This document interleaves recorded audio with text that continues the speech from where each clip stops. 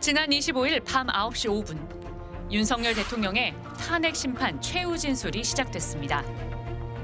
무력으로 국민을 억압하는 계엄이 아니라 계엄의 형식을 빌린 대국민 호소입니다. 헌법 77조와 계엄법은 계엄 선포 조건을 전시사변 또는 이에 준하는 국가 비상사태로 엄격하게 규정하고 있습니다. 그럼에도 윤 대통령은 계엄의 형식을 빌렸다. 대통령에겐 남들에게는 보이지 않는 문제점이 보이게 된다고 합리화했습니다. 서서히 끓는 솥 안의 개구리처럼 눈앞의 현실을 깨닫지 못한 채 벼랑 끝으로 가고 있는 이 나라의 현실이 보였습니다. 야당의 예산 삭감과 공직자 탄핵 시도로 국가가 비상사태에 처했다는 주장이었습니다. 12.3 비상계엄의 선포는 국가가 위기 상황과 비상사태에 처해 있음을 선언한 것입니다. 거대 야당이 삭감한 국방 예산은 우리 군의 눈알과 같은 예산입니다. 하지만 대통령이 예로 든 국방 예산은 정부가 줄였거나 여야가 합의해 줄인 것들이었습니다.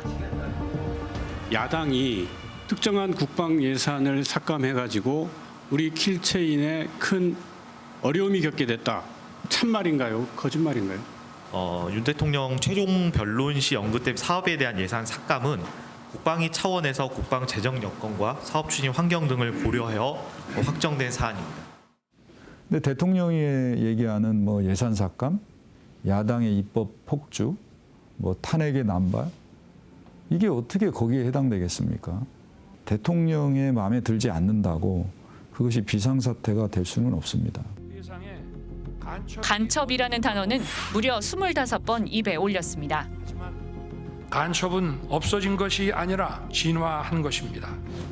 간첩이 활개치는 환경이 만들어진 것입니다. 결국 북한의 지령대로 된 것 아닙니까? 변호인들은 계몽령이라고 맞장구 쳤습니다. 저는 계몽되었습니다. 임신과 출산과 육아를 하느라 몰랐던 민주당이 저지른 폐악을 일당 독재의 파쇼 행위를 확인하고 이 계엄 선포를 통해서 이제 윤 대통령은 자기가 하고 싶은 대로 정치를 하고 싶었던 것 같아요. 그러니까 야당이나 국회의 반대 없이. 그런데요, 그런 정치는 바로 독재 정치입니다. 윤 대통령은 국무회의 절차도 거쳤다고 주장했습니다. 의사 정족수 충족 이후 국무회의 시간은 5분이었지만 그 이전에 충분히 논의를 한 것입니다. 하지만 동의하는 국무위원은 거의 없었습니다. 통상의 국무회의와는 달랐고 또 형식적인 또 실체적인 흠결이 있었다고 생각합니다. 총리께서 말씀하셨듯이 저는 국무회의라고 생각하지 않습니다. 회의 자체가 없었다고 생각합니다. 1시간 8분에 걸친 대통령의 발언. 반성은 거의 없었고 남 탓은 넘쳤습니다. 터무니없는 말이죠. 터무니없는 말이. 경고성 계엄이라는 것 자체는 형용모순이에요. 계엄과 경고는 있을 수가 없습니다. 왜냐하면 군대가 동원되는 거예요. 야당이 국회를 얼마나 엉망으로 만드는지를 알려주기 위해서 군대를 동원해서 국회를 침탈했다는 겁니다. 이게 문장이 형성이 됩니까 도대체?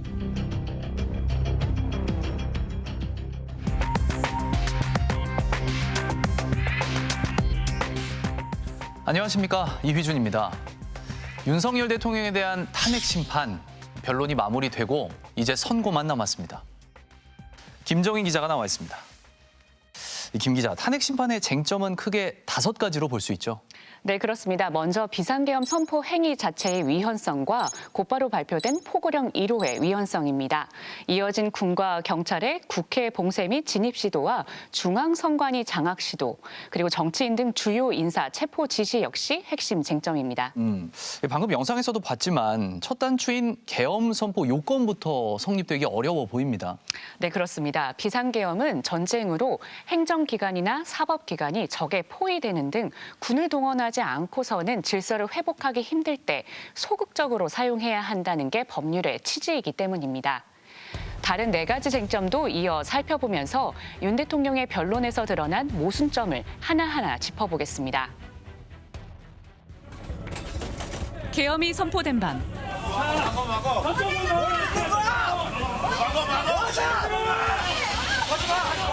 국회에 진입하려는 군 병력을 막아선 이들 중엔 야당뿐 아니라 국민의힘 당직자도 있었습니다. 유리창 깨고 들어올 때 그때는 진짜 이제 들어오는구나 싶었거든요. 예결위장 안에 있는 의자들도 다 들고 나와가지고 그걸로 이렇게 거기다가 이렇게 쌓아서 바리케이트를 쳤죠. 계엄 앞에서 여야가 따로 있을 수가 없죠. 포고령 1호 국회와 지방의회, 정당의 활동과 정치적 결사, 집회, 시위 등 일체의 정치 활동을 금한다. 변호사이기도 한 박상수 전 대변인에게 다른 당직자들은 이렇게 물었다고 합니다. 그러면 우리도 지금 이게 체포가 되는 거 포고령 1호 위반인 거냐 그러길래 제가 이 포고령에 따르면 위반이다. 저도 잡혀갈 걸요 제가 그랬어요. 그래가지고 계엄은 헌법에 따라 국회의 통제를 받게 돼 있습니다. 국회의 정치 활동을 금지하겠다는 포고령 1호는 이 헌법 조항과 정면으로 충돌합니다. 국회에 군 병력을 출동시켜 계엄 해제를 막으려는 의도가 있었던 것으로 의심받고 있습니다. 헌법재판소에 직접 나와 변론을 진두지휘한 윤 대통령 역시 포고령의 위법성에 대한 발언을 한 적이 있습니다. 집행 가능성은 없지만 이게 상해법규에도 위배되고 내용이 구체적이질 않아서 집행 가능성도 없는 거지만 그냥 놔둡시다라고 말씀을 드리고 그냥 놔둡니다. 그러면서 포고령 작성의 책임을 부하인 김용현 전 국방부 장관에게 돌렸습니다. 전공이 이걸 제가 왜 집어넣냐 웃으면서 이렇게 얘기를 하니 이것도 막 그런 측면에서 좀 어떤 계고한다는 측면에서 그냥 뒀습니다 해서 저도 웃으면서 그냥 놔뒀는데 그 상황은 기억하고 계십니까? 기억합니다. 지금 말씀하시니까 기억납니다. 일종의 책임 회피와 떠넘기기. 그러면 대통령에게 이에 대해서 책임을 안 물릴 방법은 대통령은 몰랐는데 알아서 포고령을 썼고 알아서 국회에 들어갔고 알아서 체포조를 운용했다라고 해야 돼요. 그러니까 대통령은 몰랐다가 해야 돼요. 이런 전략은 변론 내내 동원됐습니다. 비상입법기구 관련 예산을 편성하라는 지시가 적힌 최상목 경제부총리가 대통령 측으로부터 건네받았다는 문건. 대통령이 들어가시면서 제 이름을 저를 보시더니 저 참고 자료 이거 참고하라고 하면서 하니까 옆에 누군가가 전 잘 모르겠어요. 누군가가 저한테 자료를 하나 줬습니다. 근데 국회를 무력화한 뒤 비상입법기구를 창설하려 한 것 아니냐는 의혹이 제기됐습니다. 5공화국 당시에 국가보위입법회의하고 좀 같은 성격으로 보면 되겠습니까? 아닙니다. 윤 대통령 측은 이 쪽지도 김 전 장관이 작성한 거라고 했습니다. 저는 이걸 준 적도 없고 그리고 나중에 이런 계엄을 해제한 후에 한참 있다가 언론에 이런 메모가 나왔다는 것을 기사에서 봤습니다. 근데 이걸 만들 수 있는 사람은 국방장관밖에 없는데 수많은 시민이 직접 목격을 하고 언론을 통해서도 생중계된 무장병력의 국회 투입. 이에 대해서도 윤 대통령은 아무 일도 안 일어났다며 위법성을 축소하려 애썼습니다. 아무 일도 안 일어났다는 말씀을 아까 드렸고요. 최소한의 병력을 실무장하지 않은 상태로 투입함으로써 군의 임무를 경비와 질서 유지로 확실하게 제한한 것입니다. 일찍 끝난 계엄이 피청구인의 공로입니까? 사상자 없이 끝난 계엄이 피청구인의 자랑입니까? 계엄의 피해를 그나마 줄일 수 있었던 것은 국회로 달려온 시민들, 계엄군을 막아선 국회 보좌진들, 장갑차를 막아선 시민들 덕분입니다. 계엄이 해제됨에도 불구하고 군이 여전히 국회에 주둔하고 나가질 않습니다. 그리고 대통령이 빨리 계엄이 해제됐다는 것을 국민들에게 선포하지 않았어요. 새벽 4시 반 돼서 했거든요. 당시 특전사령관이 한 발언에 단어 하나를 트집 잡으며 자신은 국회의원들을 끌어내라는 지시를 한 적이 없다고 부인했습니다. 의결 정족수가 아직 채워지지 않은 것 같다. 빨리 국회 문을 부수고 들어가서 안에 있는 인원들을 밖으로 끄집어내라. 저는 그냥 사람이라는 이런 표현을 놔두고 또 의원이면 의원이지 인원이라는 말을 저는 써본 적이 없습니다. 그렇지만 윤 대통령은 1분 만에 인원이라는 말을 썼습니다. 이제 불필요한 인원을 통제한다는 목적으로 15명, 20명이 안 되는 인원이 들어갔고 굉장히 많은 인원이 있다는 것을 잘 알고. 곽 전 사령관이 대통령의 전화를 받은 순간을 기억하는 군인들도 여럿이었습니다. 긴장하면서 받는 전화가 있으셔가지고 누구 전화길래 저렇게 하나 의구심이 들어서 옆에 있는 그 간부한테 물어봐서 그분을 통해서 코드원이라는 단어를 들었어요. 대통령님께서 문을 부셔서라도 국회의원을 끄집어내라. 제 차에서 그 받았기 때문에 차량에 탑승한 내부 인원들이 몇 명이 들은 걸로 확인했습니다. 대통령님 지시라는 그 단어는 제가 기억하고 있습니다. 예, 임팩트가 있기 때문에 기억하고 있습니다. 수방사에도 비슷한 지시가 내려왔다는 증언도 나왔습니다. 국회의원을 끌어내라 이렇게 했단 말입니까? 그렇습니다. 내부로 들어가서 의원들을 끌어내라. 지시가 불법이라 이행하지 않은 것처럼 의인처럼 지금 행동을 하고 있습니다. 저는 위인도 아닙니다. 저는 일경비단장으로서 제 부하들의 지휘관입니다.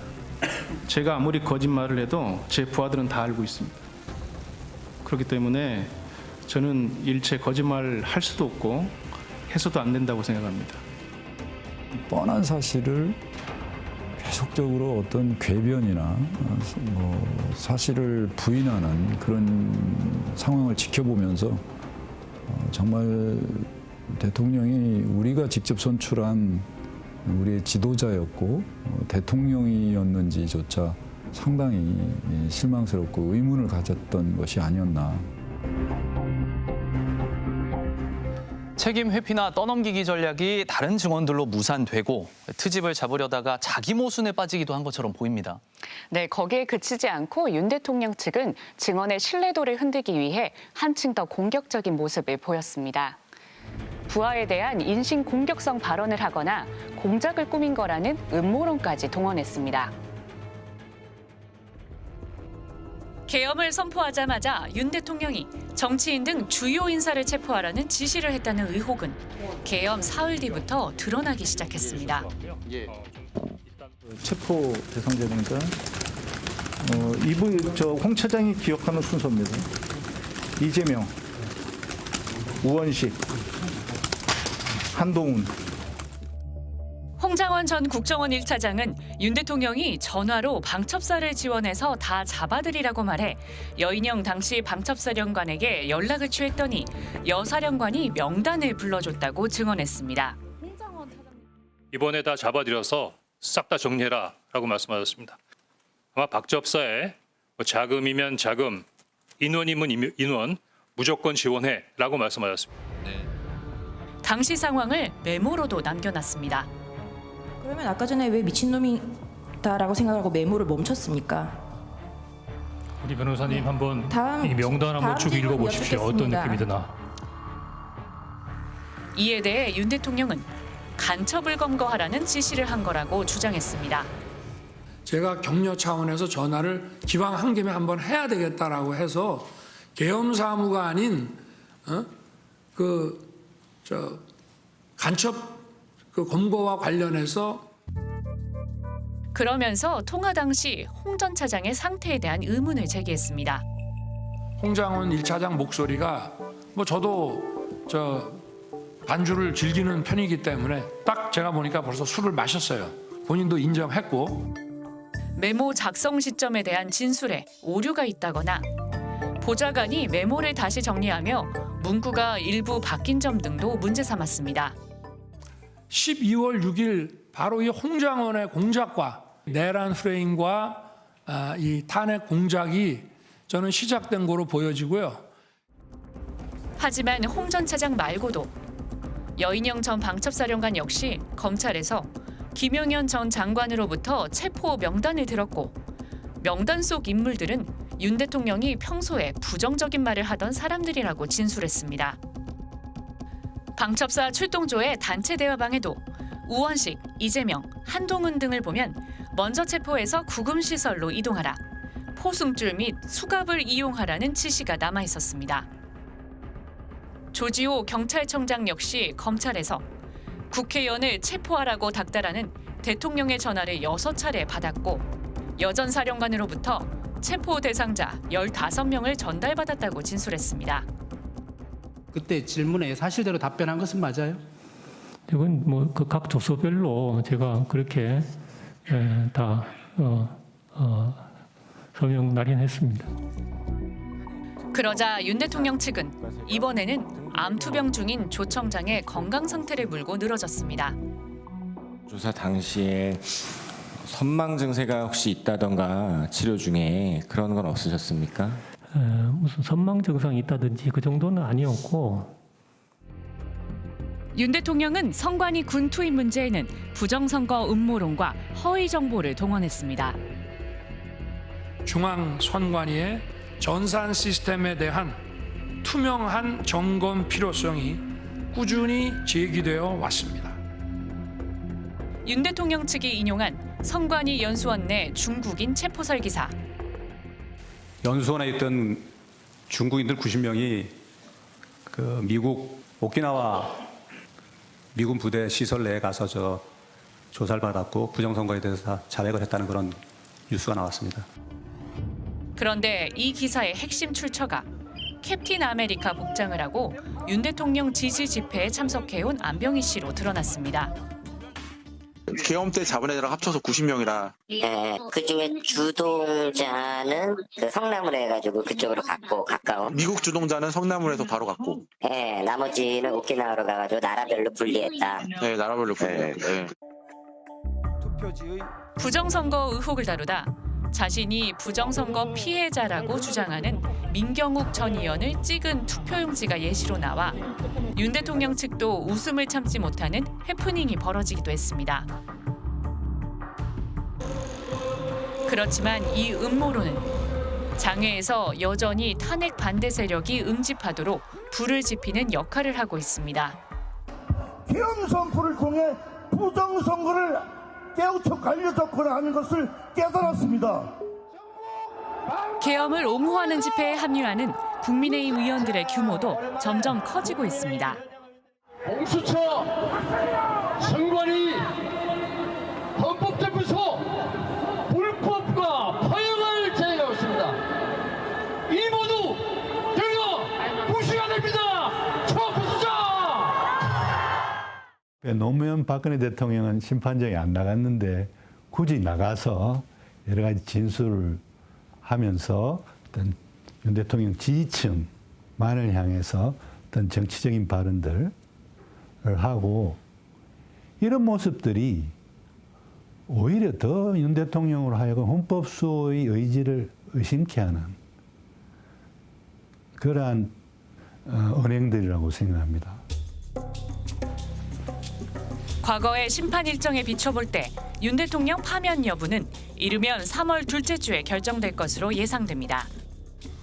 제가 직무에 복귀하게 된다면 먼저 펼칠 체제를 우리 몸에 맞추고 미래 세대에게 제대로 된 나라를 물려주기 위한 개헌과 정치개혁의 추진에 후반부를 집중하려고 합니다. 피청구인은 자유민주주의를 무너뜨리는 언동을 하면서 자유민주주의의 수호를 말했습니다. 헌법을 파괴하는 순간에도 헌법 수호를 말했습니다. 국민과 함께 이 사건 탄핵 결정문에서 피청구인이 오염시킨 헌법의 말과 헌법의 풍경이 제자리를 찾는 모습을 꼭 보고 싶습니다.